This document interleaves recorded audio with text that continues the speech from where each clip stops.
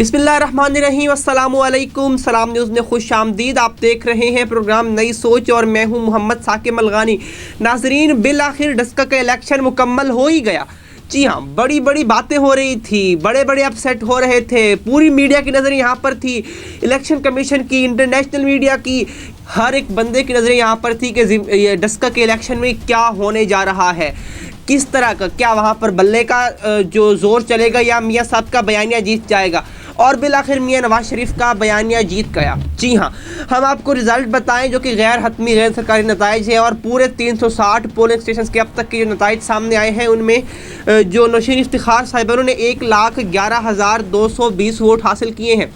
जबकि अगर बात करें अली असद मली साहब की तो उन्होंने 92,019 वोट हासिल किए हैं और दोनों में जो मार्जिन रहा है वो तकरीबन 19,220 का फ़र्क रहा है दोनों के दरमियान। तो क्या जो तहरीक इंसाफ ये पहले दावा कर रही थी कि हम इलेक्शन जीत चुके हैं, हम वोट जीत चुके हैं, 8,000 से वोट जीत चुके हैं, तो क्या वो धांधली थी, क्या वो रिपोलिंग से भाग रही थी, क्या तहरीक इंसाफ इसलिए कोर्ट्स में गई थी, अदालत में गई थी इलेक्शन कमीशन में कि जी ये धांधली वगैरह जो सब कुछ हो रहा था। तो इन सब पर बात करते हैं और बात करने के लिए मेरे साथ मौजूद हैं सैयदा शहला शाह साहिबा जो कि मुस्लिम लीग नून से हैं और राजा वसीम साहब जो कि सीनियर तज्जियाकार हैं। शहला साहिबा, सबसे पहले तो आपको बहुत बहुत मुबारक हो कि नौशीन साहिबा ने जीत लिया है इलेक्शन डस्का का। जी बहुत शुक्रिया। किस तरह देखती हैं कि आज उनकी जीत हुई है, मुस्लिम लीग नून की जीत हुई है, नवाज शरीफ के बयानिए की जीत हुई है?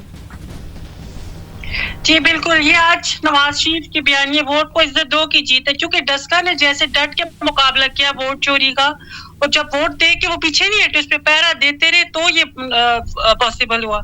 और कोर्ट ने भी फिर जब मुस्लिम लीग नून के हक में फैसला दिया कि वहां पे वोट चोरी किया है, डाका पड़ा है वोट पे, हालांकि इन लोगों ने बड़ी कोशिश की कि ये फैसला वापस हो जाए, लेकिन कोर्ट इस पे खड़ी रही कि ये हुआ है, यहाँ पे डाका पड़ा है। तो ये आर्टिफिशियल तब्दीली, जो जाली तब्दीली है, ये डस्का में दफन हुई है।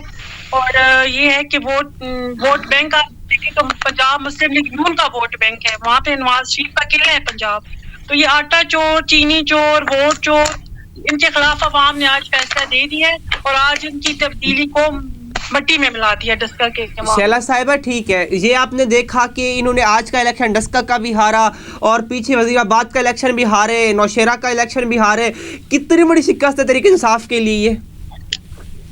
ये लगातार ये पहला रिकॉर्ड है, ये तारीख में लिखा जाएगा 73 साल तारीख में कि पहली गवर्नमेंट है जो कि हुकूमत में होते हुए सारे बाई इलेक्शन हारी है, सारे जिमनी इलेक्शन हारी है और ये रिकॉर्ड इनका बना है। और आज एक और रिकॉर्ड बन गया कि आज ये बहुत हैवी मार्जिन से हारे हैं, क्योंकि ये सिर्फ एक तो नवाज शरीफ के बयानी की जीत है, दूसरा इनकी अपनी ये जो इनकी जो जाली तब्दीली है, ये इसके खिलाफ एक अवाम का रेफरेंडम है डस्का में जो हुआ है कि अवाम को पिस के मर गए महंगाई से और जो IMF की जो गुलामी अब दोबारा होनी दोबारा जो कीमतें आप देखिए IMF की गुलामी में जाके दोबारा से नए सिरे से कीमतें फिर 5.5 रुपए बिजली का फी यूनिट महंगा कर दिया गया। पेट्रोल, बिजली, गैस किधर जा रही है? अवाम दवाइयाँ लें, बिजली लें या अपने बच्चों की तालीम करें, तो अवाम के लिए तो मौत के अलावा कोई साहिबा नहीं। ठीक, इस बात पर क्या समझती हैं कि वाकई अब धांधली साबित हो गई है? क्योंकि जिस तरह से फरवरी में इलेक्शन हुए थे, तहरीक इंसाफ दावा कर रही थी कि हम 8,000 वोटों से जीत गए हैं, तो अब जब उन्हें तकरीबन 20,000 वोटों से शिकस्त हुई है तो क्या ये धांधली साबित नहीं होगी उन पर?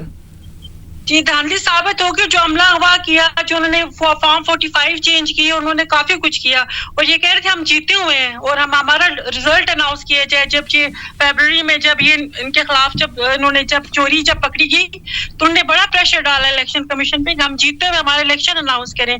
तो वो जीत आज पता चल गई, इन्होंने कहा बड़ा हैवी लीड से आगे जाएंगे, तो वो लीड सबको पता चल गई। आज लीड किसको मिली है? तो लीड आज अवाम को मिली है, नवाज शरीफ को मिली है और हम नवाज शरीफ के बयानिए को सलाम करते हैं कि जिसको अवाम ने एक्सेप्ट भी किया। और इस जो बयानी वोट को इज्जत दो के बयानी की जीत और इनकी अपनी जो पॉलिसीज हैं उनके खिलाफ एक रेफरेंडम। ठीक है, मेरे साथ रहिएगा राजा साहब। सर, नवाज शरीफ के बयानी को तकवीयत मिली है आज जिस तरह डस्का का इलेक्शन मुस्लिम लीग नून ने जीता है, क्या समझते हैं कितनी बड़ी कामयाबी है मुस्लिम लीग नून की? बिस्मिल्लाहिर्रहमानिर्रहीम, अस्सलाम वालेकुम। जी साकिब, ये बहुत बड़ी कामयाबी है और ये जैसे भी हमारी बहन शैला कह रही थी कि कभी भी नहीं हुआ कि सिटिंग गवर्नमेंट जिमनी इलेक्शन आ रहे, ये क्योंकि सिटिंग गवर्नमेंट के पास तो बहुत कुछ होता है देने के लिए, अपोजिशन बेचारी के पास क्या है, वो कहीं नौकरियां देते हैं, कहीं पे वो सड़कें बनाते हैं, कहीं पे वो नालियां बनाते हैं, कहीं पे वो कैश देते हैं, कहीं को ओहदा देते हैं, कहीं कोई, वो उनके पास बहुत होता है इलाके के लोगों को असरअंदाज होने के लिए। और ये जो 90,000 वोट उनका हो गया है ना, ये भी गैर मुतवक्को वोट है। इसके पीछे 3 रीजन है। एक रीजन है कि एक साहब थे जो जिन्होंने 2018 के इलेक्शन में यहाँ 55,000 वोट लिया था, इंडिपेंडेंट थे, उनकी भी इलाके में खासी से है। इस दफा वो भी इनके साथ ज्वाइन कर गए थे। फिर तरीके लबैक का वोट था यहाँ पे, वो भी इनके साथ आ गए थे, और फिर गवर्नमेंट इनके पास थी। तो मेरी आज बात आप मार्क कर लें, अगला इलेक्शन जब भी होगा ना, जनरल इलेक्शन, तो पीटीआई ये 90,000 वोट यहाँ से नहीं ले सकेगी, ये 35-40 को भी क्रॉस करेगी तो बड़ी बात है। नौशीन ने तो भी अपने फादर का ठीक है। तो सर इस इलेक्शन के अंदर जो कि आज हुआ, डस्का का इलेक्शन हुआ, तो यहाँ पर क्या कोई हुकूमती रहनुमा इन्वॉल्व हुए, कोई पीटीआई के जो मरकजी रहनुमा हैं, क्या उनमें से कोई इन्वॉल्व हुआ था यहाँ पे?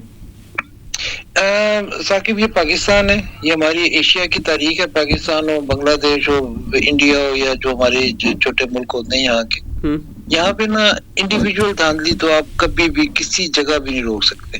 वो तो कोशिशें होती हैं, वो सभी करते हैं, जिसका जहाँ हाथ लग रहा होता है वो कर रहे होते हैं। लेकिन ये जो पिछली दफा इलेक्शन कैंसिल हुए और जो रीपोल का उन्होंने कहा ना इलेक्शन कमीशन ने, तो ये धांधली साबित होगी उन पर शायद, मेरे ख्याल में तो सुर्खरू कर दिया। अब ये देखें कि पिछली दफा यहाँ पे जो इन पे मेन एलिगेशन था पीटीआई पे इंतजामिया पे कि यहाँ वोट पोल होने नहीं दिया, सारा दिन फायरिंग करते रहे, इन्हें पता था वोट नून लीग का जहाँ पे ज्यादा है उन्होंने फायरिंग की, लोग निकले नहीं। पिछली दफा आप इन सारे कैंडिडेट जितने भी खड़े हुए थे, सबके वोट काउंट करें तो 80 से 85,000 वोट बना था टोटल, जो पूरा दिन वहाँ काउंट हुआ था। ठीक। आज 1,12,14,000 तो खाली नौशीन ने लिए। आज ओवरऑल 2.5 लाख वोट कॉस्ट हो गया सारों को। आप तो सर इस बात से क्या धांधली साबित नहीं होगी कि जिस तरह से पीटीआई पिछले दफा ये दावा कर रही थी कि हम 8,000 वोटों से जीत गए हैं, पता नहीं कौन से दावे हो रहे थे, तो अब जब ये इलेक्शन हुआ है तो क्या अगर धांधली ना होती तो वो अब भी जीत जाते थे? जी, ये ना धांधली पे मोहर लग गई है, ये धांधली बिल्कुल साबित हो गई है। और ये उनके लिए ना महज़ब माशरा अगर होता, जहाँ की हम बातें न्याजी साहब से सुनते थे कि वो न्यूजीलैंड में ऐसे होता तो लंदन में ऐसे होता, ये महज़ब माशरा होता तो अभी ये पूरी cabinet, prime minister, chief minister resign कर जाते आज के इस रिजल्ट को लेके। लेकिन ये हम लोग हैं ऐसे, बस हम क्या कौम है हम।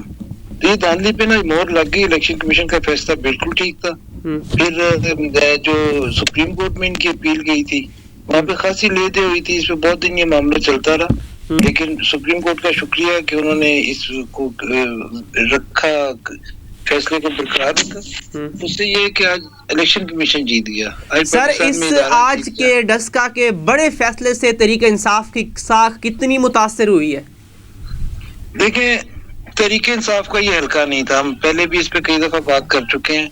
इज़हार शाह साहब का हल्का था और उनके जाती वोट है यहाँ पे बहुत ज्यादा, वो लोग इज़हार शाह को नहीं छोड़ते चाहे आप कुछ भी कर दें।